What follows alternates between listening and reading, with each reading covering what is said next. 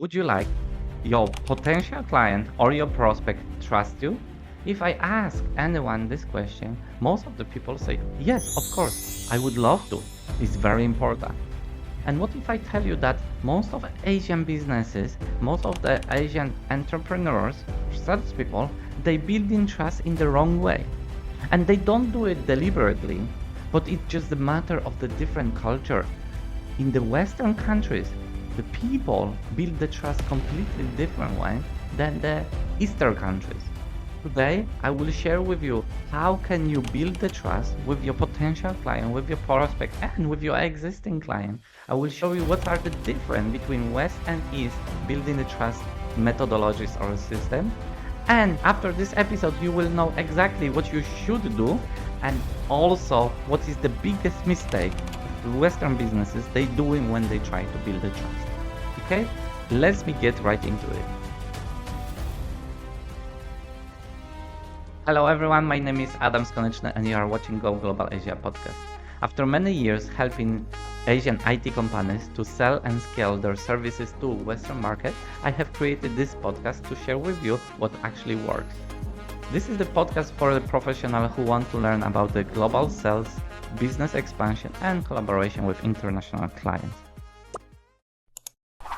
Today's topic is my sound. This is so easy and so simple. We will be talking about building trust. And if I go to any salesperson, if I go to any C level in Asian business, in Western business, doesn't matter. And I will say, do you know how to build the trust with your potential client? Most of the cases they say yes. And you know what? In most of the cases, they do it the wrong way. Why? Because they do it in the same way as they would do it in their local country, in their local culture. And usually this is the wrong way because it doesn't suit for the another country and another culture. So today episode is more like a cultural difference and very important aspect, which is building trust. So let me start with explaining situation in the Asia. How usually people build the trust in Asia. Trust in Asia is built based on relationship. What's that mean? If I know you more, if I spend more time with you, if you are part of my family, if we drink the coffee many times, if we went to karaoke, if we ate dinner, if I understand your family, if I know your wife, if I know your children, that's mean I trust you. And as you can see, this kind of approach is require direct engagement and a lot of time. And there are two problems with this approach. First of all, what if you don't have a lot of time? Let's say you have a potential client, you want them to trust you immediately, and you want to win the deal in this month. You don't have a time to go to see their family, eat, sing, karaoke, and things like that. So that's the first problem. Second problem, what if your potential client is from the Europe, US, Australia, New Zealand? They don't build the trust in this way. Actually, I can tell you, one of the biggest mistake is when you as an Asian business, you trying to build the trust with them in this way. Meaning, if you approach new prospect and you ask them about their family, about their children, you ask them about their hobbies, about their passion, they might feel that you are not practical. They might feel you stick your nose in the not your business, and they might feel you are not professional. And guys, this is one of the biggest problem I am noticing when we're talking about the culture clash, about misalignment, because in Asia, people think that I can build the trust with the Western businesses, with the Western entrepreneurs by getting closer to them. And it's so common sense. If you are close with me, if you are my friend, I trust you. That's right. But in the Western businesses, we separate personal relationship from the business relationship. It's possible to create a relationship from the personal to business or from business to, to personal. It's okay, it's possible, but it's taking a lot of time. Second thing, in the Western countries, they build trust in the different way. And let me explain how they build the trust. In Western countries, people trust based on the task. What's that mean? Basically, they trust you based on the work you deliver, based on the way you professionally approach them, based on the contracting, based on the service you delivered to them, based on the customer service you delivered them. Basically, they will look at the value you create for them and then they build the trust. And you know what? They at the beginning they don't care who you are, who is your family, what you like to eat, do you like karaoke and do you like to drink the beer. I know it might sound terrible and it might sound that, oh, this is like no human approach, but this is approach of the Western business. And if you want to enter this market, you should learn about their preferences, about the cultural difference. So guys, by knowing already that, huh, the Western, they want us to deliver value. How can I deliver value to them at the beginning of, let's say, approaching them, at the beginning of the sales cycle, at the meetings?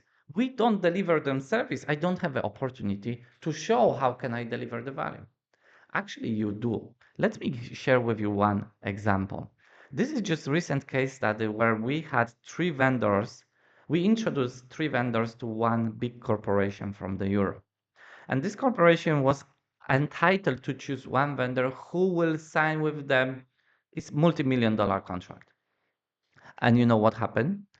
The big corporation from Europe, they choose one company with the reason that they deliver them extraordinary support in early stages of the sales process. What I mean, their salespeople, they were very proactive.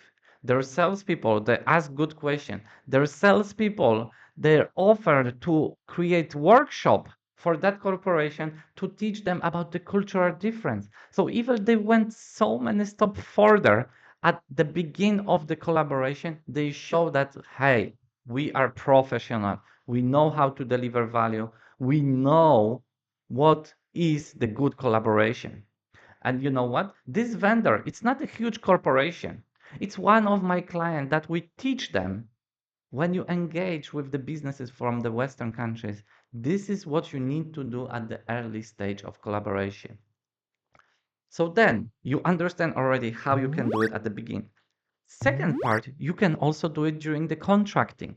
When you do contracting, when you negotiate, you need to be very detail oriented.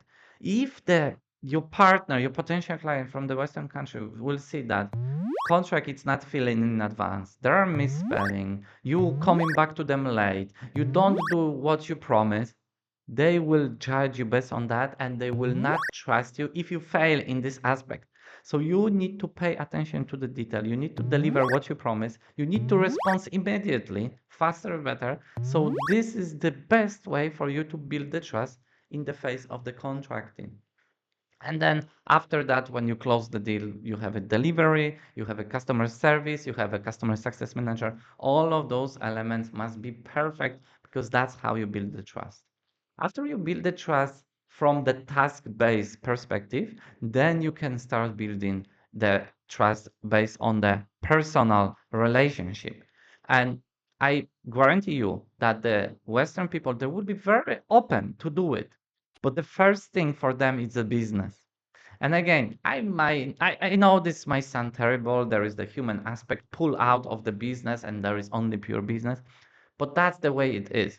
My goal is not to judge, to tell what is better, what is different, what is worse. I just want to share with you what is the difference. And then it's your role as an Asian business owner to adjust to it so then you can win more deals. So guys, if you're interested in the subject about the cultural difference across Asia, Europe, US, APAC region, please let me know. I am considering to actually build a new series of episodes that are focusing purely on the cultural difference. If I hear from you, if you let me know in the comment that, yeah, this is something that we want to learn, I will be much more motivated to record that for you. And guys, I have a few other episodes as well about the cultural difference that I highly recommend you to check it out. Last but not least, if you like this type of the content, please like and subscribe. That will mean the world to me. Thank you so much, and I see you in the next episode. Bye bye.